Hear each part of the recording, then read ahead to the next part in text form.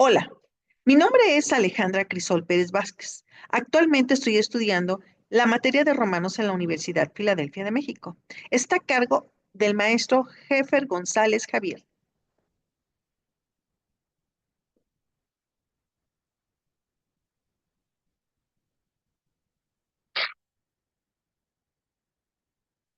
El objetivo es que el alumno conozca las cartas o epístolas paulinas que escribió el apóstol Pablo en el libro de Romanos, entendida como la llave que permite comprender el Evangelio y la obra redentora y la justificación de nuestro Señor Jesucristo en favor de nosotros los pecadores.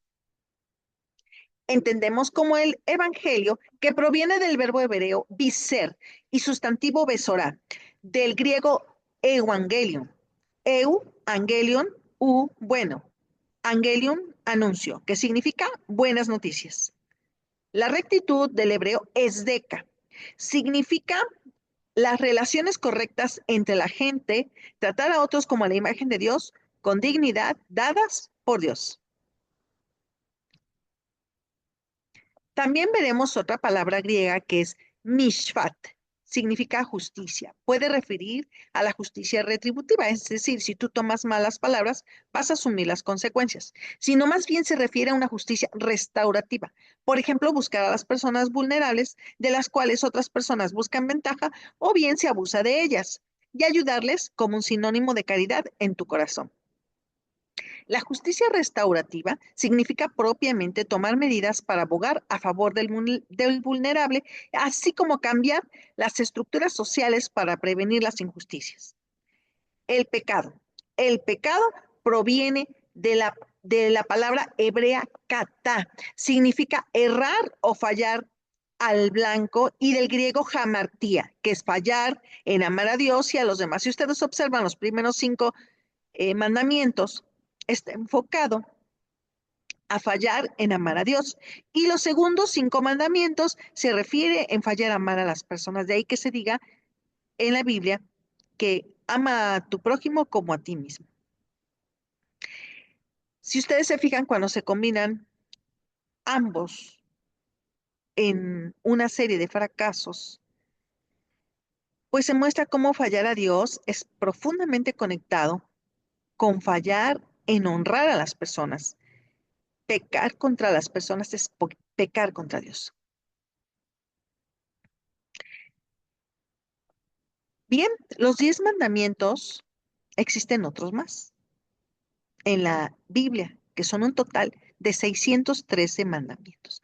Estos son entregados a Israel y se encuentran en los primeros 5 libros de la Biblia. En el hebreo se escribe Torah, que significa ley.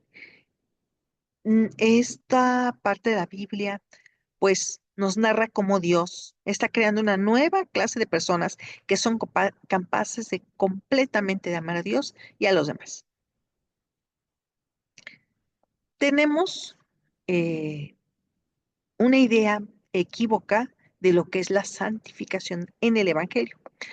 Para los judíos y el apóstol Pablo, antes de su conversión, cuando era Pablo de Tarso, la santificación era vivir conforme a la ley, santificarse por la ley. Y esto es completamente equivocado, porque el resultado se decía que era la salvación y la justificación, y que por lo tanto la justificación era tener y mantener una relación con Dios, pero cuando se pecaba, se dejaba de ser santo y se tenía que obedecer fielmente los mandamientos de la ley para volver a santificarse por la ley. Otra idea equivocada de la santificación es que se ha justificado por la ley a los que creen en Cristo, pues surge un intercambio donde se le transfiere la justicia y santidad de Jesús. Y Cristo ha pagado las iniquidades y transgresiones del pecado. Si se es justo y santo por fe, ¿se puede seguir pecando? Como Dios nos perdonó todos los pecados, podemos seguir pecando porque todo ha sido perdonado. El problema de pensar en algo así es que se tiene una vida permisiva, libertina y de falso arrepentimiento. ¿Deberíamos seguir pecando para que Dios nos llene de gracia? Claro que no, por supuesto que no, eso no es factible. La santificación, de acuerdo al Evangelio, para Pablo, no se vive esclavo más al pecado, sino que se reconoce la obra de Cristo y el poder del Espíritu Santo en nuestra vida. El pecado ya no tiene poder en Cristo y por Cristo. De ahí que se diga en la primera carta que escribe el apóstol Pablo a Roma, en su saludo, dice a todos los amados de Dios que están en Roma, llamados a ser santos. Fíjense cómo se dirige, ya nos llama santos. Eso lo escribió en Romanos del 1 en 1, primer capítulo, versículo 7. Veamos además que el resultado es un creyente en el Evangelio que obedece la ley, no para justificarse o santificarse por la ley, sino porque ya ha sido justificado y santificado. La relación crece en santidad con Dios a través de Cristo y bajo el poder del Espíritu Santo. Siendo justo y santo, se obedece a la ley en humildad, mansedumbre a Cristo. Y si hemos muerto con Cristo, así también ustedes considérense muertos para el pecado, pero vivos para Dios en Cristo Jesús. Eso está en Romanos 7, versículo 8 y 11. Veamos cómo nosotros cuando fue crucificado Jesucristo, nosotros fuimos crucificados con Él, muertos al pecado y vivos para Dios, sobre todo cuando Cristo resucita y toma las llaves de la vida al vencer la muerte.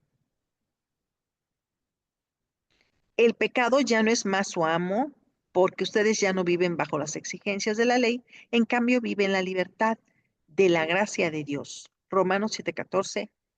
Fíjense cómo aquí nos habla de la libertad. La gracia de Dios no tiene lugar una vida libertina en donde se le dé rienda suelta al pecado. Esto lo tenemos en Romanos 7:15. La paga del pecado es muerte, pero la dádiva de Dios es vida eterna en Cristo Jesús, nuestro Señor. Esto lo encontramos en Romanos 7:14. Antes del Evangelio, la persona judía o gentil, religiosa y religiosa no se sentía atraída al pecado, puesto que la ley de Dios se los prohibía. Era una prohibición. Esto lo encontramos en Romanos 7:5, de 7 al 8. Pero ahora fuimos libertados de la ley porque morimos a ella y ya no estamos presos de su poder. Ahora podemos servir a Dios, no según el antiguo modo que consistía en obedecer la letra de la ley, sino mediante un nuevo, el de vivir en el Espíritu. Eso lo encontramos en Romanos 7:6. Por eso nosotros, en nuestro corazón, cuando tenemos un cambio, tenemos necesidad de darle de comer al hambriento, de ayudar a los niños, enseñarles la doctrina. Cambia nuestro corazón. La ley es buena, santa y justa, puesto que las ordenanzas y mandamientos de la ley divina son dadas y provienen de un Dios bueno, santo y justo. Existe una lucha contra el pecado de todo creyente en el Evangelio. Esto lo encontramos en Romanos 7, del 15 al 24. Por un lado, por la nueva vida en Cristo, hay un deseo de cumplir la ley divina, pero por el pecado que en lugar de obedecer a Dios se termina desobedeciéndolo. Esto está en Romanos 7:14. Pero si yo sé que lo que hago está mal, la ley es buena, entonces soy yo el que hace lo que está mal, sino el pecado que vive en mí. Recuerden que Dios ama al pecador, pero no el pecado. Ujú. ¿Quién me libertará de esta vida dominada por el pecado y la muerte? Lo encontramos en Romanos 7:24. Obre la buena noticia en Jesucristo, que es el Evangelio. Hay que leer el Evangelio, para que nos quede claro. La respuesta es de esperanza y ánimo. Romanos 7:25. ¿Qué es el Evangelio? Es poder de Dios para salvación. Es poder justificador y santificador por medio de la fe en Jesucristo. Ahora el cristiano, después de todo esto de conocer del Evangelio, se encuentra que es libre, porque ya no vive conforme a la carne, sino conforme al Espíritu, pues Cristo se ha ofrecido como ofrenda por el pecado en favor nuestro. Ya no seguimos a nuestra naturaleza pecaminosa, sino que seguimos el Espíritu. Esto está en Romanos 8:4. Exaltado en el Espíritu, ¿por qué? Porque ya no vive para sus deleites pecaminosos, porque Cristo vive en él. Esto lo encontramos en Romanos 8, del 9 al 10. es espíritu vivificador por el Evangelio, tiene el poder de levantar por la caída del pecado para hacer morir en uno las obras de la carne. Así que como somos hijos, también somos sus herederos junto con Cristo de la gloria de Dios, pero si vamos a participar de su gloria, también debemos participar de su sufrimiento.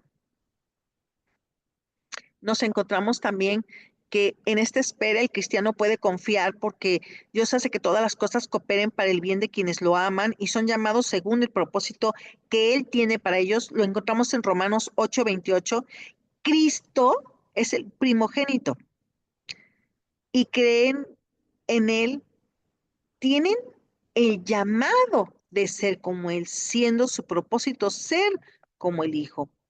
Pues Dios conoció a los suyos de antemano y los eligió para que llegaran a ser como su Hijo. Los puso en la relación correcta con Él y les dio la gloria. Recordemos que somos coherederos con Cristo, que Cristo es el primogénito en esta nueva generación y por lo tanto nuestro hermano mayor. Gozando somos más que vencedores por medio de aquel que nos amó, por lo cual estoy seguro de que ni la muerte, ni la vida, ni ángeles, ni principados, ni potestades, ni lo presente, ni lo porvenir, ni lo alto, ni lo profundo, ni ninguna otra cosa creada nos podrá separar del amor de Dios, que es en Cristo Jesús, Señor nuestro. Romanos 8:37 al 38 lo podemos encontrar. Y todo esto, siempre vamos a estar unidos al Padre. Hay que buscarlo y hay que seguirlo y hay que leer de la palabra para estar más cerca de Él, estableciendo una relación correcta. Bien, vamos a nuestras preguntas. ¿El hombre podría elegir malos caminos? ¿Por qué? Porque el deseo de la carne es contra el espíritu y del espíritu es contra la carne. Y estos se oponen entre sí para que no hagáis lo que quisiereis. Esto está en Gálatas 5:17. Recordemos que Dios nos da las buenas noticias a través del Evangelio, pero también nos muestra qué es lo que está mal. Ujú. Los malos caminos son todas las obras de la carne que batallan con espíritu, son actos o prácticas que ofenden a Dios. Como anteriormente mencionaba, y aquí pongo una imagen, ¿verdad? De cómo el bien lucha contra el mal y tenemos esa naturaleza todavía de pecado. Bien, eh, ¿cuáles son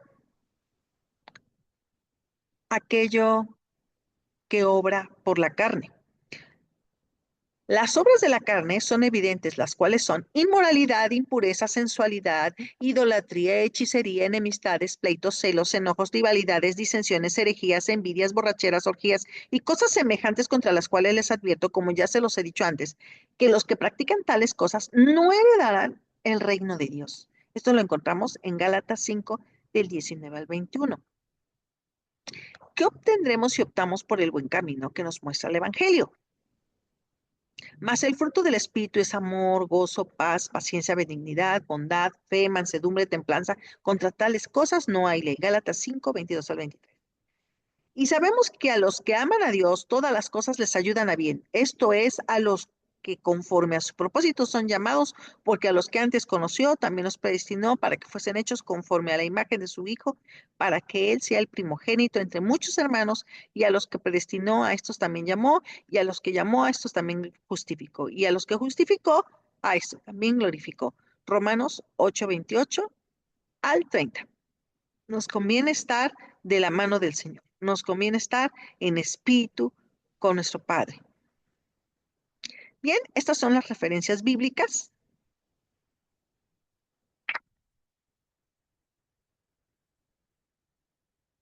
Agradezco a Dios, a mi maestro Jefer y a mis compañeros por la oportunidad de aprender. Nos vemos en una próxima clase.